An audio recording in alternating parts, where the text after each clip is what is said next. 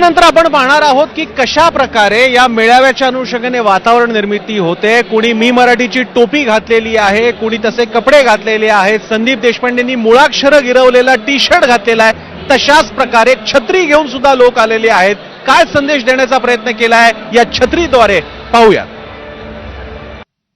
आपण ठाण्यामध्ये आहोत। ठाण्यात आपण पाहताय टोल नाक्यावरून आता सगळे शिवसैनिक मनसैनिक एकत्रितरित्या हे मुंबईच्या दिशेने निघाले। मात्र एक छत्री लक्ष वेधून घेतली आहे। या छत्रीवर मराठी मराठीचा महाराष्ट्राचा अशा प्रकारे वेगवेगळे गोष्टी लिहिल्या गेलेल्या आहेत, रंगीबिरंगी रंगवलेली आहे छत्री। नेमकं काय या छत्रीतून सांगायचं आहे, काय सांगाल या छत्रीवर नेमकं काय काय लिहिलेलं आहे आणि काय तुम्ही केली आहे का छत्री? ज्या माणसाने इथे जन्म घेतला आणि आई हा शब्द उच्चारलाय तेव्हापासून त्या मराठी प्रत्येक माणसाच्या मनात आहे। तर हे मी अगोदरच तयार केलं होतं। तर ह्याच्यावरती मी लिहिलेलं आहे बघा, माझा विरोध कुठल्याही भाषेसाठी नाहीये। इथे बघा तुम्हाला दिसतंय मराठीचा महाराष्ट्राचा, तसंच इतर कुठल्याही भाषेला आमचा विरोध नाहीये।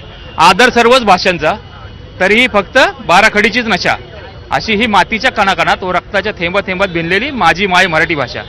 आदर सर्वच भाषांचा म्हणजे माझा विरोध हिंदीला नाही किंवा अजून कुठल्या भाषेला नाहीये, पण त्या भाषेपेक्षा माझ्या मराठी भाषेवरती जास्त प्रेम आहे। हे कधी तुम्ही केलेलं आहे? तुम्ही स्वतः केलेलं आहे? स्वतः केलेलं आहे। काय माझं आता तुम्हाला खोलवरती सांगायचं म्हटलं तर या मराठी भाषेसाठी मी कॉन्व्हेंटला शिकलेलो आहे, पण मी कॅलिग्राफीमध्ये मला आवड होती।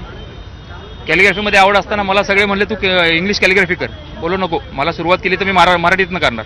तर मराठी कॅलिग्राफीतलं मी फक्त 12 स्वर घेतले, अ आ इ उ ए ओ आ, हे 12 स्वर घेऊन मी ते 101 प्रकारे हाताने कॅलिग्राफ केले। त्याच्यामुळे माझं नाव OMG बुक ऑफ रेकॉर्ड्स आणि इंडिया बुक ऑफ रेकॉर्ड्स माझी नोंद आहे। मराठी म्हणजे देवनागरी लिपी आणि मोडी लिपी